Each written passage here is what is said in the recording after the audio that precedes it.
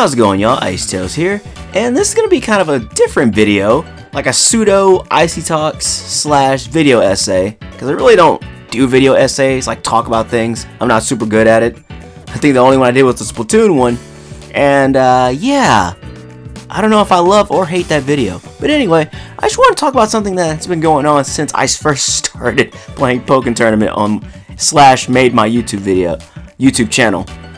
So this is gonna be me just spitballing. This is no real thing.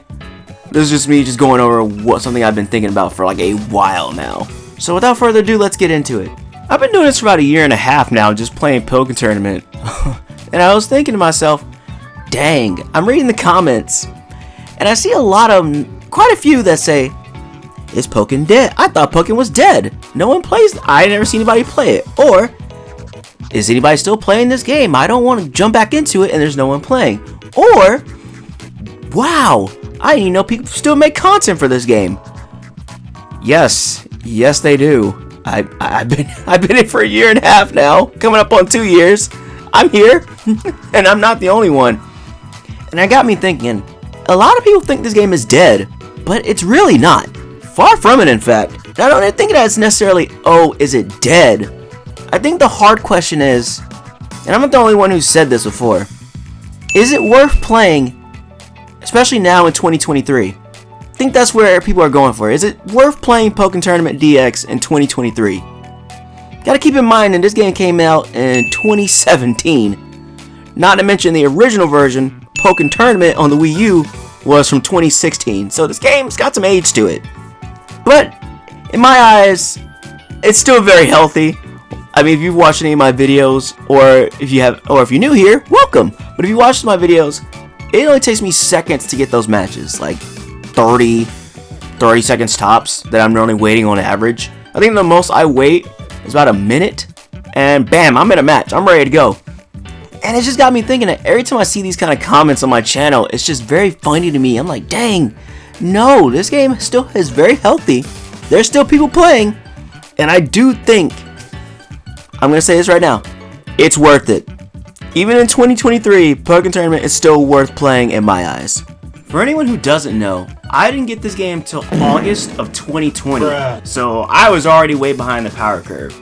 And even when I first started playing online, I was still able to find a bunch of matches, and I was like, oh, okay, dang, I didn't think nobody would be playing this. You know, normally fighting games last for about a few years before they start dying off.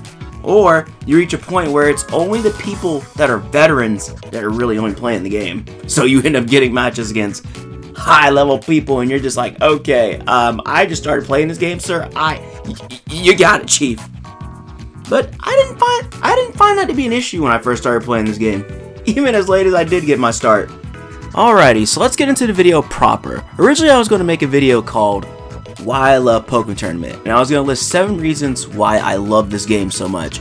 But every time I keep trying to do it, I end up scrapping the video. I scrapped it twice. I literally recorded footage for this game 2 times, along with writing a little bit of notes, and I scrapped it 2 times. So we're just going to go off that and use it here. Starting with number 1, just the roster alone. You have 21 selectable Pokemon, plus 2 more if you add in the DLC of Aegislash and Blastoise. That's 23 selectable Pokemon you have. And I'd be hard pressed for you to tell me that you don't know any of these Pokemon, or you don't like one of them. I'm sure you like at least one of these guys. I want you with a straight face to look at the roster and tell me you can't find one Pokemon that you don't know. Everybody knows Pikachu. If you sit there and tell me you don't know what Pikachu is, I'm gonna look at you with a crazy face. Not only that, each one of them has their own unique personality. But when you first start up the match, your Pokemon do different animations, and they're just a sight to see. Each one of them has their own unique personality, and they don't even speak a single word of dialogue. Now let's take it a step further. Not only is the roster really good, with fan favorites that I'm pretty sure everybody can say, oh, I really like this one Pokemon. Look at the character models. Pretty nice.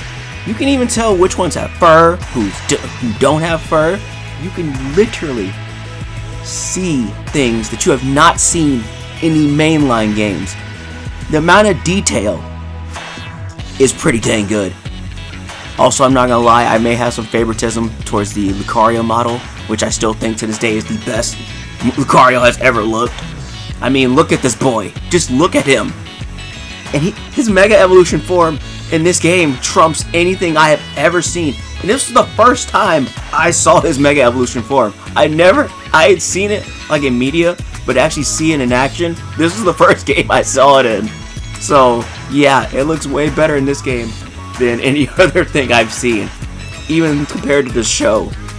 My second point is just the ease of access for new or veteran players. When I first started this game, I actually did the tutorial for once in my life.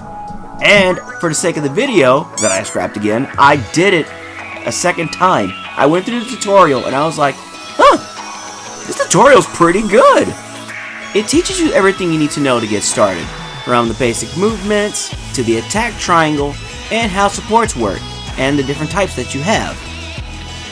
Never once did I feel I was getting overwhelmed, like, oh man, this is too much stuff to remember. Every time you learn something new, the game covers it and shows you an example immediately after. So I never felt like, oh, I'm not going to remember all this. Even if there was something you forgot, the game reviews it at the end. So I was like, oh, thank you. Because now I remember this in case I forget. Because I'm going to forget. I'm bad at things, so I forget a lot. So that worked in my favor. The practice mode has everything you'll ever need. A nice tutorial that teaches you everything you need to know. Free training where you can just practice on your own. And two amazing things that no one talks about. The Action Dojo and the Combo Dojo.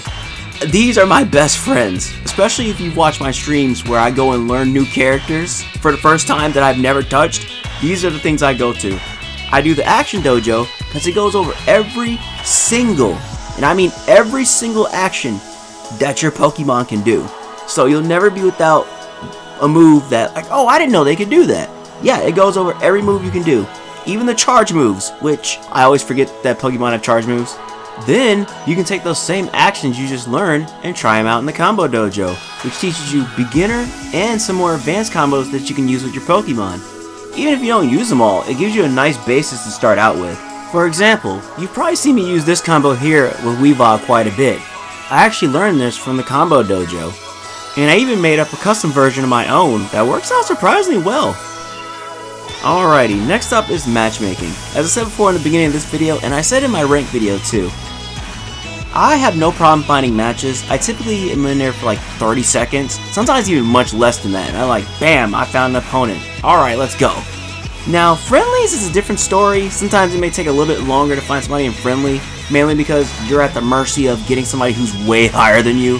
Ranked is a little bit better if you're going to start the game out. I recommend going to ranked first. You have a better chance of finding somebody who's your level, as opposed to playing friendly and getting somebody who's A and S ranked like I constantly do, and it's not a fun experience, especially if you're trying to learn a new character or you're new to the game. Whenever I want to have fun, I run into dumb stuff like this. It's gonna be one of those days, isn't it? It's gonna be one of them days. Are you having fun? I'm not. Yeah, it's gonna be one of those days. So yeah, stick to ranked if you're gonna do that, but again, ranked is very easy to get a match. Even if you win or lose, you could take like 15 seconds, get a whole nother match, so it's not that bad.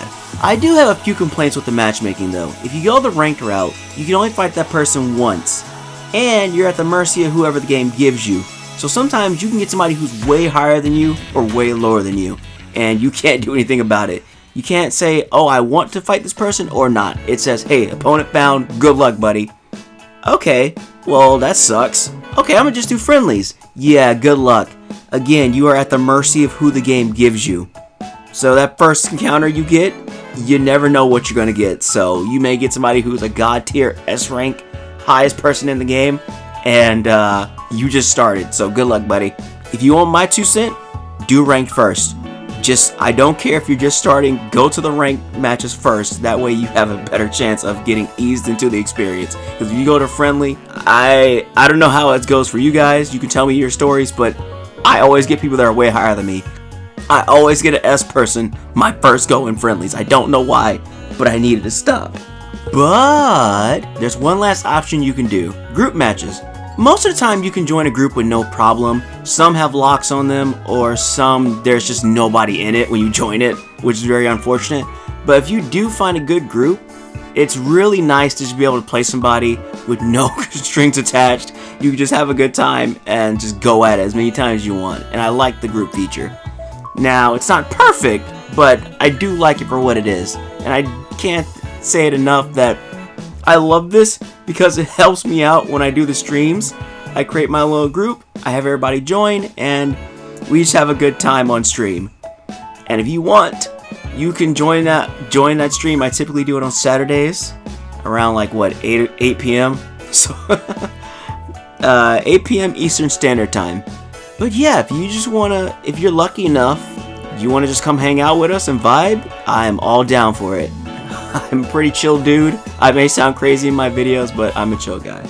Alrighty, that's gonna do it for me. Like I said, this is supposed to be a full-on video essay. I just never got around to it. Every time I do it, I keep just deleting it or just scrapping it all together.